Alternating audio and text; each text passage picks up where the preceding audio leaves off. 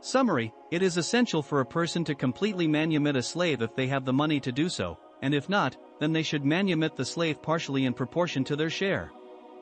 The Prophet taught that if someone has enough money to free a slave, they should do so and not just manumit their own share. Sahih al-Bukhari 2523. Narrated Ibn Umar, Allah's Messenger said, "Whoever manumits his share of a slave, then it is essential for him to get that slave manumitted completely as long as he has the money to do so. If he has not sufficient money to pay the price of the other shares, after the price of the slave is evaluated justly, the manumitted manumits the slave partially in proportion to his share." Abdullah narrated as above in brief. Explanations. This hadith discusses the importance of manumitting slaves. According to this hadith, it is essential for a person who owns part of a slave to completely manumit them if they have enough money. If not, then they should still try and free them partially in proportion with their share. This hadith teaches us that freeing slaves is an important act of kindness and mercy that we should strive towards whenever possible. It also shows us how even small acts can make a difference when done with good intentions.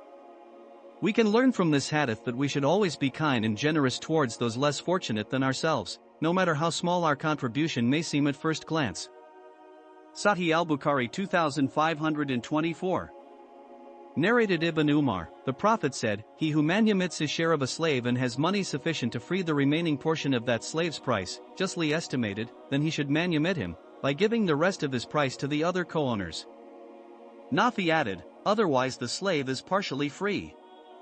Ayub is not sure whether the last statement was said by Nafi or it was a part of the hadith. Explanations. This hadith is about the importance of freeing slaves.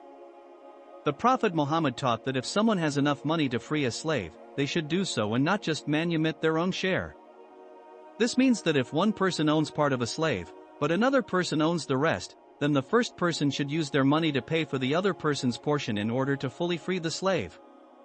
If this isn't done, then technically only part of the slave is freed and they are still owned by someone else. It is important for us to remember this teaching from our beloved Prophet, as it shows us how important it was for him that all people be treated with respect and dignity regardless of whether or not they are enslaved.